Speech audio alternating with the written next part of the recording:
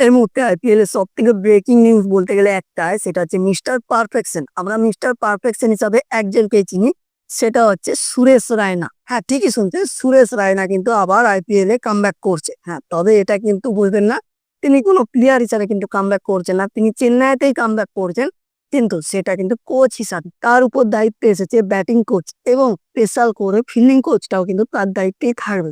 চেন্নাইয়ের জন্য এটা সব থেকে ভালো ব্যাপার আমার মনে হয়, কারণ অনেকে চেন্নাইয়ের এই মুহূর্তে অনেক ভালো ভালো প্লেয়ারও হয়তো তারা রিলিজ করে দিয়েছে, বাট এই মুহূর্তে চেন্নাই যে ডিসিশনটা নিয়েছে সেটা অসাধারণ। কারণ মিস্টার পারফেকশন সুরেশ রায়না যদি চেন্নাইতে আবার নতুন করে কোচ হিসাবে আসে, তাহলে আমার মনে হয় চেন্নাইয়ের জন্য এটা সত্যি খুব ভালো খবর। এবং অনেকে আবার একটা এরকম প্রশ্ন করেছে, এবারে আইপিএল সেরকম ভাবে জমবে না, কারণ অনেক দামি দামি প্লেয়ার এবং ভালো প্লেয়ার তারা পাজামা সালোয়ার লেহেঙ্গা কিনতে চলে গেছে। আমি বুঝতে পারলেন না আশা করি। হ্যাঁ, ঠিকই শুনেছেন, টিএসএল, ওই যাদের ম্যাপটা কুকুরের মতন, তাদের দেশে খেলতে চলে গেছে।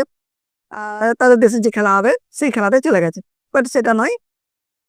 দেখুন, যাদের দম আছে তারাই শুধুমাত্র আইপিএল খেলতে পারবে, যাদের দম নেই তারা আইপিএল খেলার মতন যোগ্যতা নেই।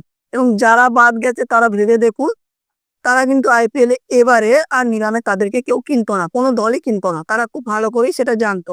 বাট এই মুহূর্তে একটাই অজুহাত, যে আমরা আইপিএল আর খেলবো না, সেই অজুহাত দিয়ে তারা লজ্জাটা নিজে ঢাকার জন্য তারা পিএসএল খেলতে চলে গেছে, পাজামা সালোয়ার লেহেঙ্গা কিনতে।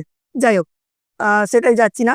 তো আমার মনে হয় এটা আইপিএল এর জন্য সব থেকে ভালো খবর যে সুরেশ রায়না আবার চেন্নাই কামব্যাক করেছে। তো চেন্নাই এবারে কাপ 2026 আইপিএল কাপ চেন্নাই কিন্তু পারো। আপনার কি মনে হয় অবশ্যই কমেন্টে জানাবেন।